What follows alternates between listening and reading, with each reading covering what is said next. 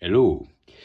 Bon alors je me prends pas pour le Madame Irma du Yin Yang, hein, mais je vais aller au bout de ma logique. Voilà. Donc dans les précédentes vidéos, j'ai parlé de la politique interne souverainiste, la politique externe mondialiste. Donc là, je vais aller au bout de ma logique euh, pour montrer à tout le monde que forcément ça fonctionne un petit peu comme ça. Vous avez des organisations de maintien de l'ordre dans le pays qui correspondent à la police et à la gendarmerie, qui sont des militaires aussi pour les gendarmes, hein, qui s'occupent de l'intérieur du pays. D'accord? Intérieur du pays. Et vous avez les militaires qui sont chargés de la protection et du système de maintien de l'ordre pour l'extérieur du pays, en protection aussi de l'interne, bien sûr. Hein, d'accord? Donc voilà. Donc, qu'est-ce qui se passe en ce moment avec les deux opposés yin et yang tournés vers l'extérieur, c'est-à-dire le clivage gauche et droite, les polarités? Moi, je trouve qu'en ce moment, vous avez beaucoup plus de policiers qui sont obligés de faire de maintien de l'ordre à l'intérieur du pays. Et vous avez beaucoup plus de militaires qui sont obligés de faire du maintien de l'ordre dans l'extérieur du pays. C'est pour ça qu'on va en envoyer à droite à gauche à l'extérieur.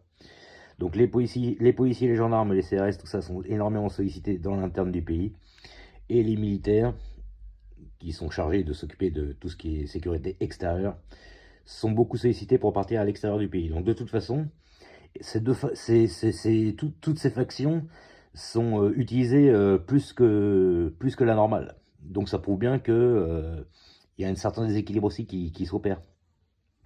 Donc les policiers, les gendarmes et les CRS sont obligés de s'occuper du maintien de l'ordre à cause de l'extérieur qui rentre chez nous et tous les gens qui posent problème.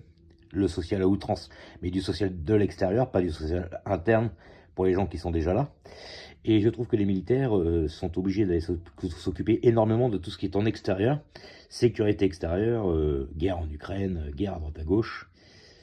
Pour les histoires de mondialisme, encore une fois. Voilà. Donc voilà, c'était pour aller au bout de ma logique. Hein. Ça prouve bien que de toute façon, on sent qu'il y a... Voilà, tout s'accélère. Voilà. Donc ça crée un peu le chaos à droite à gauche. Donc les gens qui rentrent par le côté gauche, on va dire, social, dans le pays ici, là, font que le système de maintien de l'ordre interne, c'est-à-dire policiers, gendarmes et CRS, sont obligés d'avoir un travail accru, plus que le normal.